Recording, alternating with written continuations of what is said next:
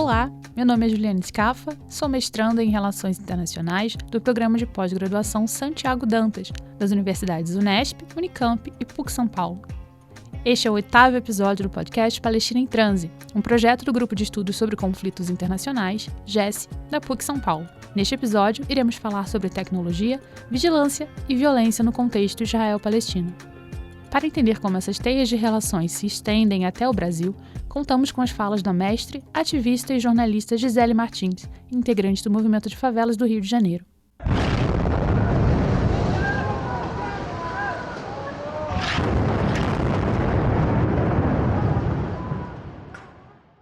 Essa explosão é de um prédio bombardeado por Israel em Gaza em 2021, e são por esses caminhos de violência que nós vamos passar esse episódio. A gente vai falar um pouco mais sobre a indústria bélica em Israel e o comércio internacional de armas, que tem muita relação com a violência contra os palestinos e violações de direitos humanos ao redor do mundo. Israel é uma potência militar no Oriente Médio, possui uma sociedade altamente militarizada e com serviço às forças armadas obrigatório a todas as pessoas cidadãs dentro do território. Ao mesmo tempo, se coloca como um aliado aos valores ocidentais e na construção de uma sociedade ocidentalizada no Oriente Médio, construindo-se enquanto parte do Ocidente. No século XX, como parte do processo de neoliberalização do país, a indústria bélica foi a primeira a ser privatizada. Tal privatização ocorreu na esteira do Acordo de Livre Comércio firmado entre Israel e Estados Unidos na década de 80. Os americanos tinham um profundo interesse na privatização das empresas militares israelenses, todas estatais. A intenção era permitir que o complexo militar americano expandisse os seus lucros dentro de Israel. Segundo a Al Jazeera, em 2020, Israel dedicou 12% das suas despesas com defesa.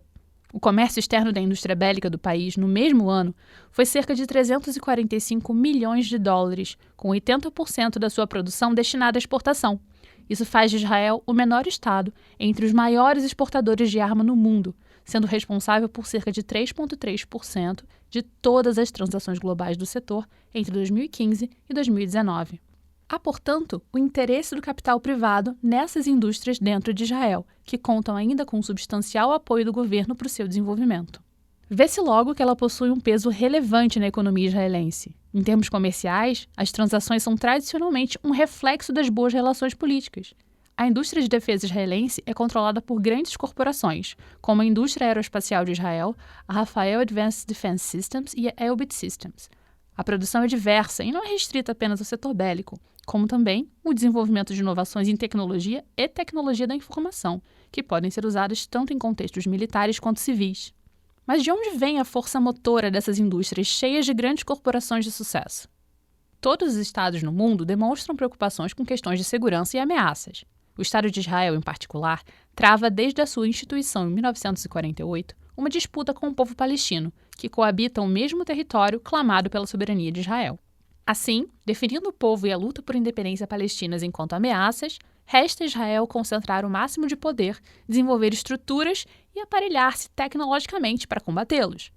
A própria colonização israelense na Palestina é a força motora para fomentar não apenas o surgimento de uma indústria bélica, militar e informática, como também o contínuo investimento em seus aperfeiçoamentos e sua inovação.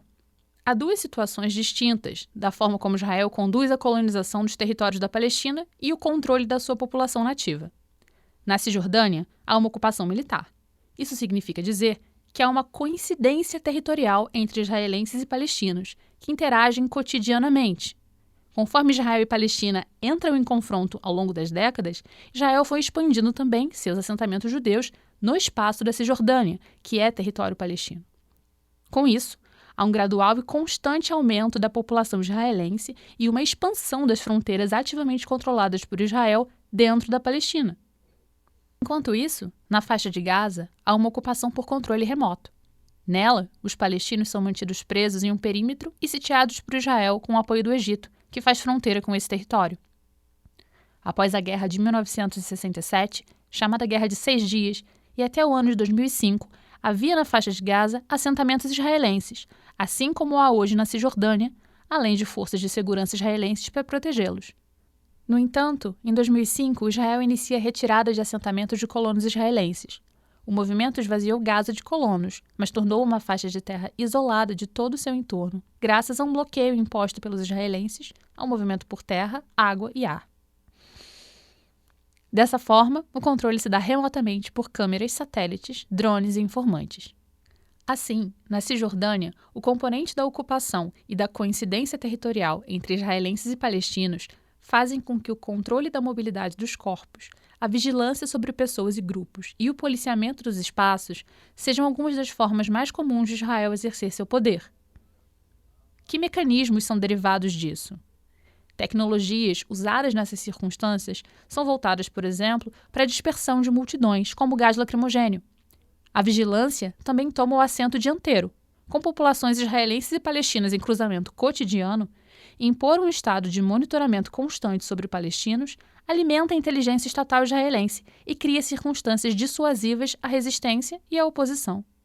De forma mais evidente no dia a dia está o controle e a restrição de movimento através de barreiras físicas e checkpoints. Esses mecanismos operam de modo a conter a liberdade de deslocamento dos palestinos, forçando-os a constantes interrupções em seus caminhos, verificações de permissões de circulação e uso de vias e estradas. Assim, a rotina de movimento envolve encontrar bloqueios em estradas realizados pela polícia ou forças militares e aguardar em filas nos checkpoints, que são por si só estruturas militarizadas voltadas ao controle e à circulação de pessoas. Essas infraestruturas são somados ao desenvolvimento de tecnologia de informação para vigilância e controle, com uma rede de câmeras, sensores e scanners biométricos, além do alto investimento em cibersegurança. O nível de vigilância é tão alto que ex-oficiais da inteligência das Forças Armadas chegam a afirmar que Israel pode ouvir qualquer ligação telefônica realizada por celulares na Cisjordânia ou na faixa de Gaza. Tal preocupação em monitorar as conversas é generalizada e não pontual e justificada, dando à inteligência israelense informações pessoais e íntimas que permitem a coerção de palestinos a colaborar com as forças de ocupação. A vigilância é em massa e invade a privacidade até com a biometria, com tecnologias como o Blue Wolf. Esse programa faz o reconhecimento facial de pessoas através de aplicativos em smartphones, cruzando os dados biométricos e informando o exército israelense nos checkpoints se aquela pessoa se enquadra em um perfil suspeito. Esses são apenas alguns exemplos de complexos de monitoramento e vigilância israelense, que chega ao ponto, por exemplo, de ter uma câmera de vigilância a cada 100 habitantes dentro de Jerusalém. Em termos mais globais, o próprio secretário-geral das Nações Unidas, Antônio Guterres, já afirmou que tecnologias de espionagem como a Pegasus, desenvolvida e usada em Israel, ameaçam o trabalho da ONU na defesa dos direitos humanos, fazendo com que ativistas estejam mais vulneráveis à represália. Paralelamente, há uma indústria de construção voltada à criação e manutenção de estruturas físicas de separação e contenção de pessoas, como muros, gradeados, fortificações e assim por diante. A própria sociedade israelense é altamente militarizada, com serviço militar obrigatório e liberação da posse e do porte de armas de fogo para civis. Todos os cidadãos são obrigados a servir, então o treinamento militar alcança uma vasta parcela da população. O tempo em serviço se torna um período de forte socialização e criação de laços, tanto entre as pessoas como também na relação com o Estado. Isso serve quase como um equalizador social que regula a formação do próprio nacionalismo nesses jovens adultos dentro do Estado de Israel. Já na faixa de Gaza, por não conter assentamentos israelenses, é necessária uma infraestrutura física, erguendo muros, como é o caso na fronteira terrestre, por exemplo, que impossibilita a livre circulação de pessoas e bens, além de limitar o acesso ao fornecimento de serviços. A resistência de grupos armados às condições impostas sobre o território de Gaza torna comum os disparos de mísseis em direção a Israel. Entretanto, é raro que os mesmos atinjam os alvos. Isso porque o Estado conta com um sistema de defesa antimíssil muito conhecido, o Domo de Ferro. Sua principal função é interceptar mísseis não apenas da faixa de Gaza, como também de outras localidades, protegendo sua população e infraestrutura contra ataques em uma taxa de 90% de sucesso. Essa tecnologia foi desenvolvida pela já mencionada Rafael Advanced Defense Systems e conta com 3 elementos principais: um radar de detecção e rastreamento, um sistema de comando e controle e uma unidade de interceptação de mísseis. Como ele funciona? Primeiro, o radar identifica o lançamento de um míssil e informa o sistema de comando e controle a trajetória esperada. Depois, o mesmo calcula o ponto de impacto e, por fim, em caso de interceptação, dispara o seu próprio míssil, visando a interrupção da trajetória original e protegendo a área-alvo. Como consequência, as tecnologias militares e policiais de controle, vigilância e repressão são vendidas por Israel com um selo de garantia de que funcionam, operam bem e dão resultados, pois as mesmas são aplicadas em campo. A repressão aos palestinos se torna um laboratório de desenvolvimento de tecnologias de segurança vendidas globalmente. A repressão eficiente é uma das garantias para as transações comerciais. Hoje, Israel possui não só uma dependência econômica da exportação da indústria bélica, como também uma diplomacia das armas. Eles tanto fortalecem como criam novas relações políticas, se tornando um forte instrumento da diplomacia estatal. Esse é um dos principais elementos que faz com que um país muito pequeno tenha uma política externa ativa e independente que não precise se submeter aos interesses externos. Isso gera a Israel influência, prestígio, dissuasão, a projeção de uma imagem de força, além de alavancar a diplomacia, as relações internacionais e o lucro. Tem um documentário que faz um excelente complemento a esse episódio do podcast, que é do cineasta Yelton Feldman, chamado The Lab, em inglês, ou O Laboratório, em tradução livre para o português. Nele, em uma feira da indústria bélica na cidade israelense de Tel Aviv, perguntam o seguinte ao então ministro do Comércio e da Indústria à época, que era também este ministro da Defesa: por que existe tanta demanda por armas israelenses? E ele responde: é muito simples. É porque Israel tem algumas das melhores tecnologias do mundo. Além disso, as pessoas gostam de comprar coisas que foram testadas. Se Israel vende armas, elas foram testadas, experimentadas. Podemos dizer, nós usamos isso há 10, 15 anos. Então a demanda é enorme. Na sequência, questionam: essa experiência leva ao crescimento econômico? Ao que o ex-ministro afirma, ela traz a Israel bilhões de dólares. O que acontece quando um Estado e suas forças armadas, sabidamente violadoras de direitos humanos, vendem seus equipamentos e práticas para o restante do mundo? Os mesmos podem ser aplicados em contextos semelhantes, acarretando em novas violações. Em 2019, as Nações Unidas emitiram um relatório sobre a crise em Mianmar, a respeito do genocídio da população muçulmana de Rohingya, e afirmou que Israel manteve relações comerciais com a venda de armamento, mesmo quando as violações praticadas pelo regime já eram de conhecimento público. Do mesmo modo, o país foi acusado de fornecer clandestinamente armas usadas em circunstâncias de extremas violações de direitos humanos, crimes de guerra, genocídio, limpezas étnicas, em lugares como Ruanda, Balcãs, Chile, Argentina, Sri Lanka, Haiti, El Salvador e Nicarágua. O escritório da Anistia Internacional em Israel já informou em documento público que o país vende armas a estados que cometem sistemáticas violações de direitos humanos. Ou seja, há uma capilarização ao redor do mundo de toda a violência das armas, técnicas, treinamentos e tecnologias usadas por Israel sobre os palestinos, especialmente no sul global. Todos os 10 maiores compradores de armas de Israel são do terceiro mundo, com o Brasil ocupando a 8ª posição. Nos últimos anos, os dois países desenvolveram um relacionamento próximo no campo da defesa e da tecnologia. Essa parceria culmina na importação brasileira de armas e tecnologias vindas de Israel, além de cooperação para o treinamento de forças de segurança. Isso significa dizer que o Brasil importa não apenas armamentos, como também um modo de operação derivado da ocupação israelense na Palestina. Vale a reflexão do quanto isso se reflete em contextos nacionais. Até onde vão as semelhanças entre as práticas de segurança israelenses na Palestina e as práticas de segurança brasileiras nas periferias. Como dissemos no início do episódio, contamos com a participação da Gisele Martins. Olá, eu sou Gisele Martins, sou comunicadora comunitária, jornalista, mestre em periferias urbanas e doutoranda em comunicação. Integro o movimento de favelas do Rio de Janeiro e integro também a Articulação Júlio Negro. Gisele, você já esteve em Israel e visitou os territórios palestinos ocupados. Que semelhanças você viu na dinâmica entre esses locais e a dinâmica da favela? Estive em 2017 na Palestina, pude ver, na verdade, no primeiro momento foi um choque, né, de estar num território onde sofre militarização, racismo e apartheid. E aí, falar de 2017 na Palestina é falar que antes disso eu sou moradora de favelas e a vida inteira vi cenas muito pesadas, né? Sempre sofri uma violação racista e militarista do Estado brasileiro na minha favela, no meu território, e sempre fiz coberturas relacionadas a isso. E aí estar em 2017 na Palestina foi um choque, porque lá tudo é muito demarcado, né? A população palestina, ela é lembrada o tempo inteiro como se fosse inimiga, né? Ela é lembrada o tempo inteiro de que ali ela vivencia um apartheid. de que aquele corpo ali é um corpo dito inimigo para o Estado israelense. E aí, tudo na vida do palestino,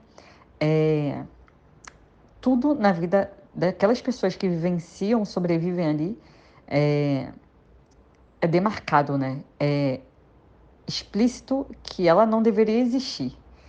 E aí a gente fala da questão da alimentação, a gente fala da questão da internet, porque não tem, é controlado por Israel, a gente fala do acesso à saúde, a gente fala do acesso à energia, que também é controlado por Israel, a gente fala do acesso à água, que em alguns territórios só tem água uma vez por semana, a gente fala da militarização, caveirão, carro blindado da polícia, drone, helicóptero o tempo inteiro.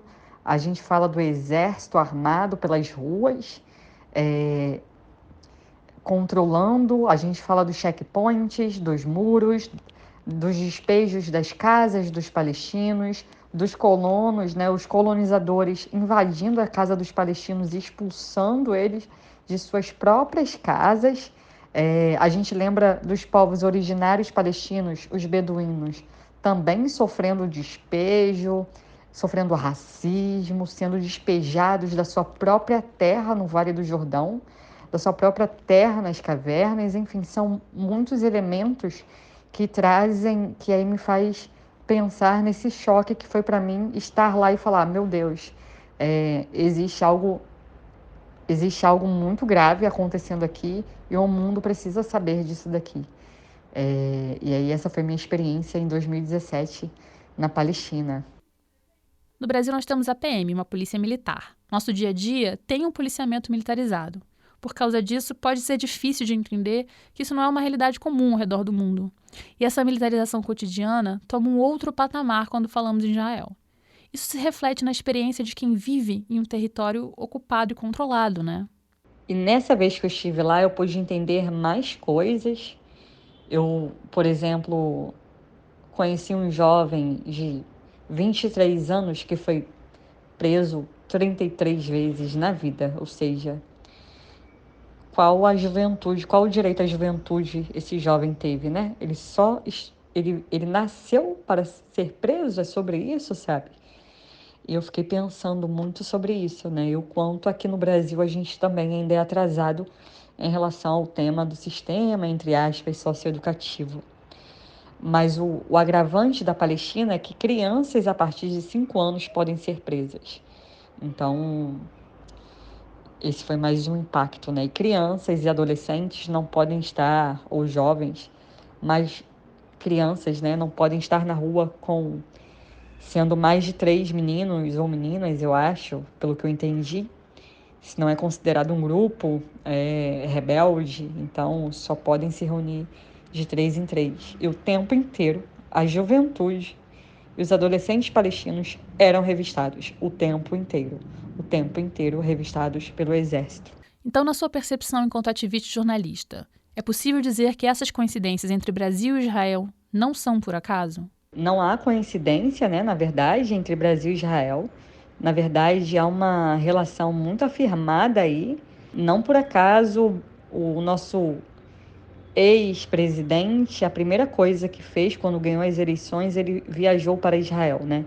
Ele foi fazer negociações em Israel, mas compras de armas, aprendeu um discurso fascista com o governo e o Estado israelense, e ele trouxe isso para aqui, trouxe as fake news, as empresas de fake news para cá também.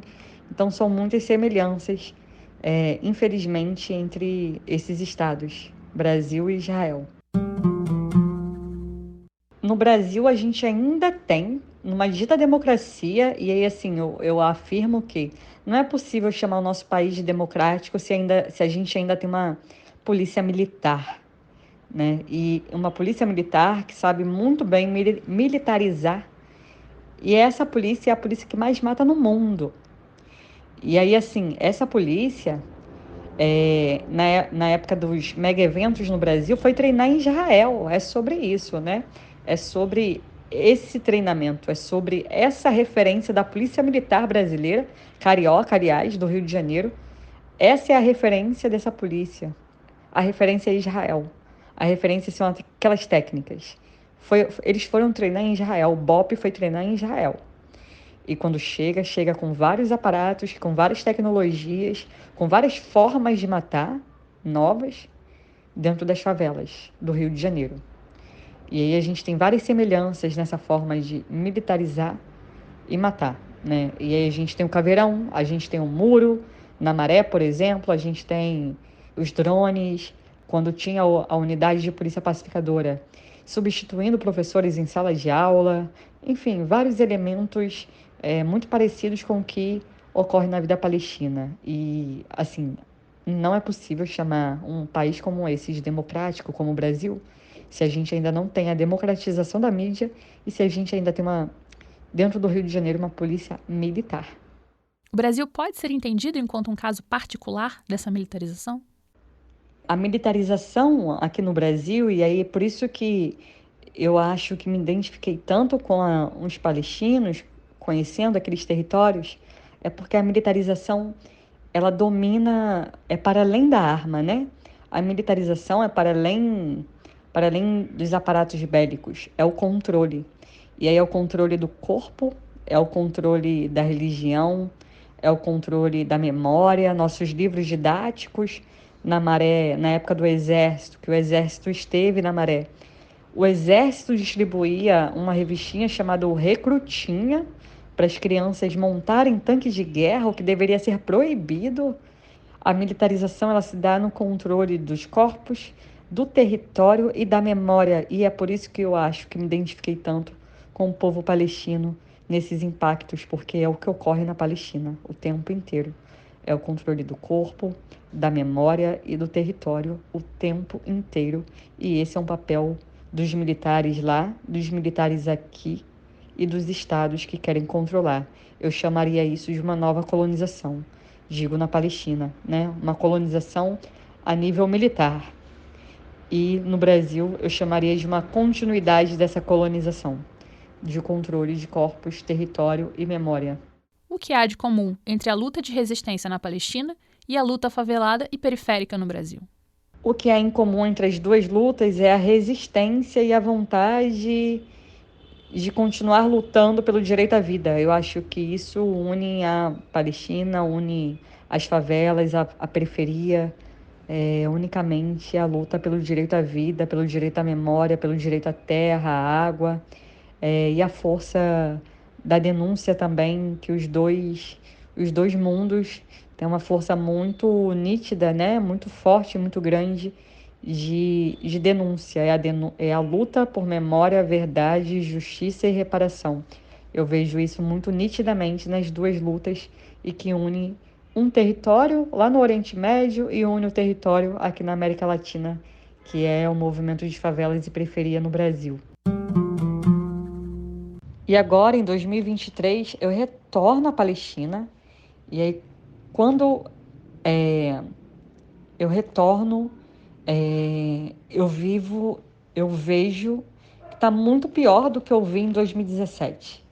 E quando eu falo que está muito pior, é que toda ela está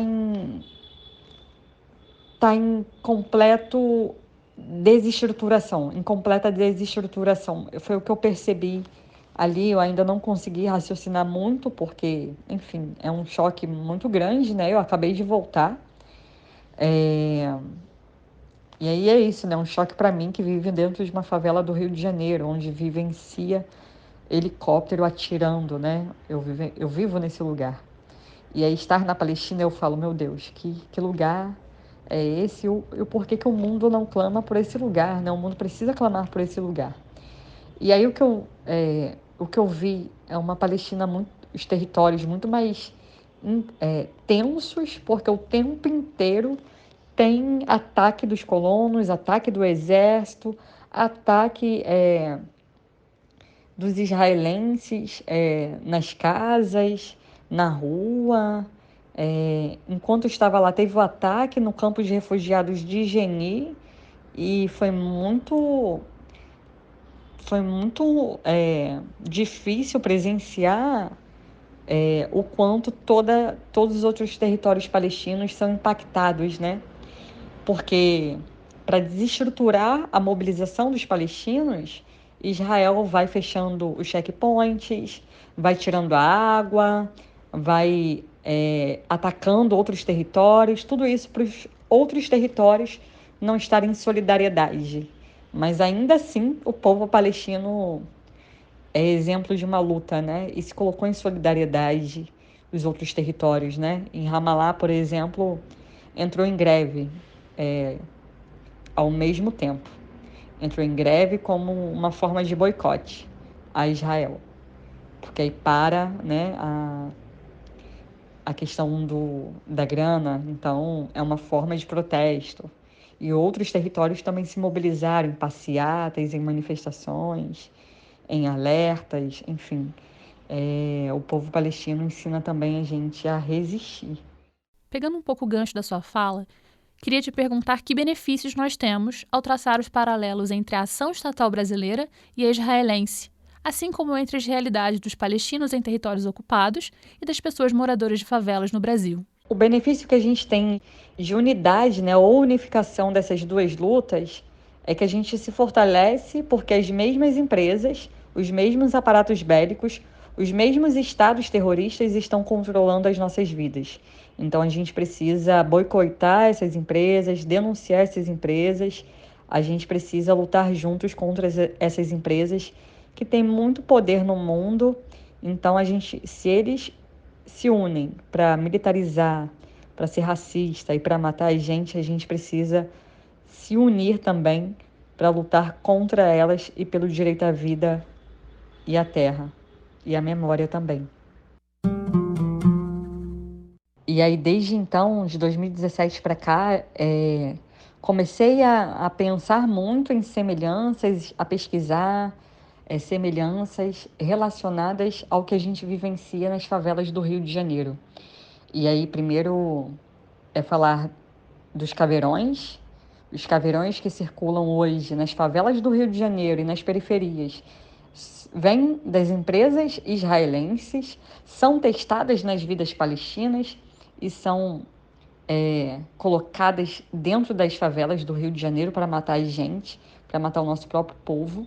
Então, para além disso, as armas que matam os palestinos são as mesmas armas que matam o corpo negro dentro da favela. Os drones, o reconhecimento facial, são muitos elementos muito iguais ao que a gente vivencia, ou seja, os palestinos são colocados como um grande laboratório de uma política da morte e aquelas tecnologias testadas naqueles corpos são importados para todo mundo e eu vivo nesse lugar onde se experimenta também essa tecnologia da morte, matando os meus, aterrorizando a gente, né? Acabando com a nossa vida. Eu lembro dos drones, do caveirão. Eu lembro que na Maré, em 2014, na favela em que eu moro, teve exército e teve revista o tempo inteiro. Exército fazendo como se fosse um checkpoint na favela da Maré. O tempo inteiro a gente era revistado, principalmente a juventude negra da favela da Maré, principalmente os homens e crianças, homens, meninos sendo revistados o tempo inteiro. Eu lembro muito da experiência do que eu vivi, do que eu vivenciei lá na Palestina em 2017. A partir do seu lugar de ativista e membro do movimento de favelas do Rio de Janeiro, de que formas você identifica que os demais movimentos da sociedade civil podem se engajar para apoiar de modo eficaz a luta e os ativismos organizados das favelas? Primeiro, não se sentir sozinho nessa luta. Muitas das vezes a gente dentro de um território se sente sozinho. Então, quando a gente olha para o lado, a gente vê que tem muitos e muitas lutando também pelo direito à vida e pelo nosso direito de viver, pelo direito à terra, à educação, à saúde, ao trabalho, à casa. Quando a gente expande um pouco esse olhar, a gente se sente um pouco melhor, porque a gente sabe que existem outras resistências e experiências de luta no mundo. Então, acho que o maior exemplo disso é, por exemplo, os palestinos em sua luta ali, no seu território, eles conseguem dizer para todo mundo que a luta é uma só, né? Então, eu diria para os movimentos ao redor do mundo que a gente precisa estar em solidariedade. Eu acho que essa é a palavra central. Estar em solidariedade conosco mesmo, né? conosco, é a solidariedade com os Mapuches, da Maré para os Mapuches, da favela da Maré com os mexicanos, da favela da Maré com os palestinos, com os indianos, com aqueles que sofreram e sofrem a colonização ainda hoje e sofrem o genocídio, o racismo, né? Então, os estados terroristas se unem, então a gente também precisa se fortalecer e estar em solidariedade um com o outro. Então, por exemplo, desde quando fui lá representando o movimento de favelas, a gente unificou várias das campanhas que a gente já tinha no Rio de Janeiro. A gente tinha uma campanha de anos atrás contra o caveirão, contra os carros blindados, e hoje a gente consegue juntar as lutas com aqueles países que já tiveram esse caveirão ou que ainda tem esse caveirão. Então a gente tem uma campanha hoje fortalecida, a campanha que a gente tem no movimento de favelas contra os caveirões, a gente tem hoje muito mais fortalecida, porque a gente tem outros movimentos integrando essa campanha, a gente tem outros países integrando essa campanha, assim como México, Chile, Argentina, Colômbia, palestinos, iraquianos, enfim. Então, se a gente se identifica nas violações, que a gente se identifique também nas resistências. Eu acho que essa é a palavra central, que a gente se identifique também nas resistências, para a gente ter vitórias conjuntas também, porque, infelizmente, aqueles que nos matam são muito grandes, né? Mas a nossa força e nossa luta também é. E é por isso que a gente está aí até hoje, lutando contra o sistema capitalista, racista, colonial. E é isso.